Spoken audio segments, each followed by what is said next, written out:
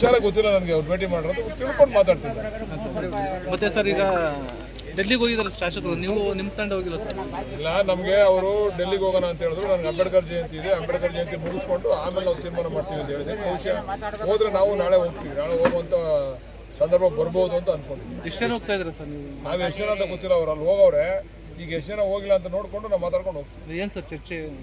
ಏನಿಲ್ಲ, ಮಂತ್ರಿಮಂಡಲದಲ್ಲಿ ಸೀನಿಯರ್ಸ್ಗಳಿಗೆ ಅವಕಾಶ ಮಾಡಿಕೊಡಿ ಸಾಕು. ಈಗ ಮಾಡಿರೋರಿಗೆ ಬೇರೆಯವ್ರಿಗೆಲ್ಲ ಅವಕಾಶ ಕೊಟ್ಟಿದ್ದೀರಾ. 2.5 ವರ್ಷ 3 ವರ್ಷ ಆಗಿದೆ, ಬೇರೆಯವ್ರಿಗೆ ಅವಕಾಶ ಮಾಡಿಕೊಡಿ. ಸೀನಿಯರ್ಸ್ ಕೇಳಕ್ ಹೋಗ್ತಾರೆ. ಇದು 2.5 ವರ್ಷ ಮಾತುಕತೆ ಈಗ ಕೊಡಿಯದು ನಾವು ಕೇಳ್ತಾ ಇದ್ದೀವಿ.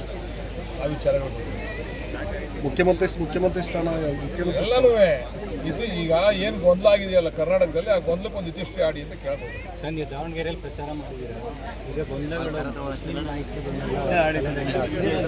ಸಿಎಂ ಅವರ ಸಲಹೆಗಾರರು ಕಾಂಗ್ರೆಸ್ ಪಕ್ಷದಲ್ಲಿ ಅಥವಾ ಯಾವುದೇ ರಾಷ್ಟ್ರೀಯ ಪಕ್ಷಗಳಲ್ಲಿ ಆಂಟಿ ಪಾರ್ಟಿ ಆಕ್ಟಿವಿಟೀಸ್ ಮಾಡಿದ್ರೆ ಅದು ಬಾಲಕೃಷ್ಣ ಮಾಡಿದ್ರು ತಲೆದಂಡ ಆಯ್ತದೆ, ಸಿದ್ದರಾಮಯ್ಯ ಅವ್ರು ಮಾಡಿದ್ರು ತಲೆದಂಡ ಆಯ್ತದೆ, ಡಿ ಕೆ ಶಿವಕುಮಾರ್ ಮಾಡಿದ್ರು ತಲೆದಂಡ ಆಯ್ತದೆ.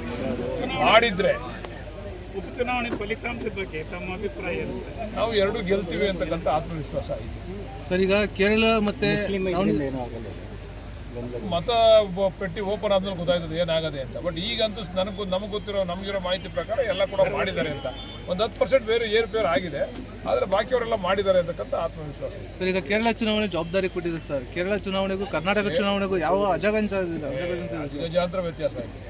ಯಾವ ರೀತಿ? ಅಲ್ಲೆಲ್ಲ ಫ್ರೀ ಚುನಾವಣೆ, ಅಲ್ಲಿ ಕಸ ಗುಡಿಸೋರು ಎಲೆಕ್ಷನ್ ನಿಂತ್ಕೊತಾರೆ, ಏನು ವೆಟ್ರನರಿ ನರ್ಸ್ಗಳು ಎಲೆಕ್ಷನ್ ನಿಂತ್ಕೊತಾರೆ. ಅಂಥ ಸನ್ನಿವೇಶ ಇಲ್ಲಂಗೆ ಆಯ್ತದ ಕರ್ನಾಟಕದಲ್ಲಿ?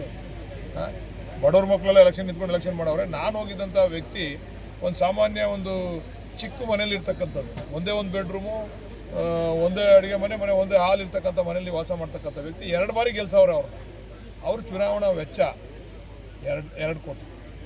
ಅವ್ರ ಚುನಾವಣಾ ವೆಚ್ಚ, ನಮ್ಮ ಚುನಾವಣಾ ವೆಚ್ಚ ಅದರ 10 ಪಟ್ಟು.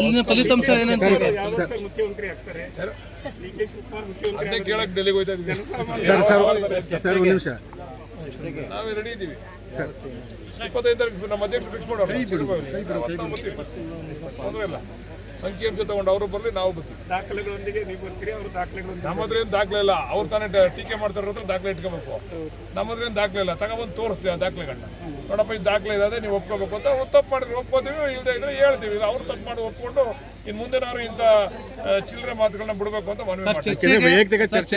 ಪ್ರತಿಮೆ ಮತ್ತೆ ಹಾಸ್ಪಿಟಲ್ ವಿಚಾರ ಇರುತ್ತೆ ಸರ್. ಅದು ಅವ್ರು ಏನೇನು ಚರ್ಚೆ ಮಾಡಕ್ಕೆ ರೆಡಿ ಅವರೋ ಅದೆಲ್ಲ ಚರ್ಚೆ ಮಾಡ್ತೀವಿ ಸರ್. ಏನಂದ್ರೆ ಪ್ರಮುಖವಾಗಿ ನನ್ನ ವೈಯಕ್ತಿಕ, ನನ್ನ ಕುಟುಂಬದ ವೈಯಕ್ತಿಕವಾಗಿ ಮಾತಾಡೋರಲ್ಲ, ಅದು ತೀರ್ಮಾನ ಆಗುತ್ತೆ ಸರ್. ನಿಮ್ಮ ಪಕ್ಷದ ಮುಖಂಡರು ಮತ್ತು JDS ಪಕ್ಷದ ಮುಖಂಡರು ರಾಜಕೀಯ ಚರ್ಚೆ ಬಿಟ್ಟು ವೈಯಕ್ತಿಕ ಚರ್ಚೆ ಬಗ್ಗೆ ಜಾಸ್ತಿ ಮಾತಾಡ್ತಾರೆ. ನಾವು ಕಂಟ್ರೋಲ್ ಮಾಡೋಕ್ಕಾಗಲ್ಲ, ಅದು ಅವ್ರವ್ರ ಇಚ್ಛೆ.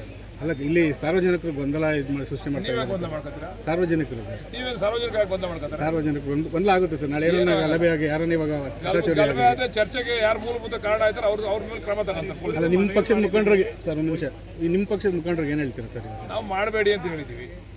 ನಾವು ಕೃಷ್ಣಮೂರ್ತಿ ಅವ್ರಿಗೂ ಹೇಳೋದು, ನೀವು ಯಾಕ್ರಿ ಅವ್ರ ಲೆವೆಲ್ಗೆ ಮಾತಾಡ್ತೀರಾ, ಅವೆಲ್ಲ ಮಾತಾಡಕ್ಕೆ ಹೋಗ್ಬೇಡಿ ಅಂತ ಹೇಳೋದು. ಆದರೂ ಅವ್ರು ಮಾತಾಡ್ಬಿಟ್ಟು ನಾವು ಹೇಳ್ದು, ನೀವೆಲ್ಲ ಸಹಾಯ ಮಾಡಿದರೆ, ನಿಮ್ಮ ಸಹಾಯ ಪಡೆದಿರೋರೆ, ನಿಮ್ಮ ಅನುಕೂಲ ಪಡ್ಕೊಂಡ್ರವ್ರೆ, ನಿಮಗೆಲ್ಲ ತಿರುಗಂಡು ಮಾತಾಡ್ತವ್ರೆ. ನೀವು ಯಾಕೆ ಅವ್ರ ಹತ್ರ ಹೋಗಿ ಮಾತಾಡ್ತಾರೆ? ಮಾತಾಡಬೇಡಿ ಅಂತ ಅವ್ರಿಗೆ ಮಾತಾಡ್ಬಿಟ್ಟು ನಾನು ಹೇಳ್ದೆ, ಮಾತಾಡಬೇಡಿ. ವಿಷಯಾಧಾರಿತ ಚರ್ಚೆ ಮಾಡಿ ವೈಯಕ್ತಿಕವಾಗಿ ಮಾಡಬೇಡಿ ಅಂದರೆ ನಾವು ಎದುರುಗಡೆ ಕೂತಿದ್ದು ನಮ್ಮನ್ನೇ ಬೈದಂಗೆ ಮಾತಾಡ್ತಿರ್ತಾರೆ.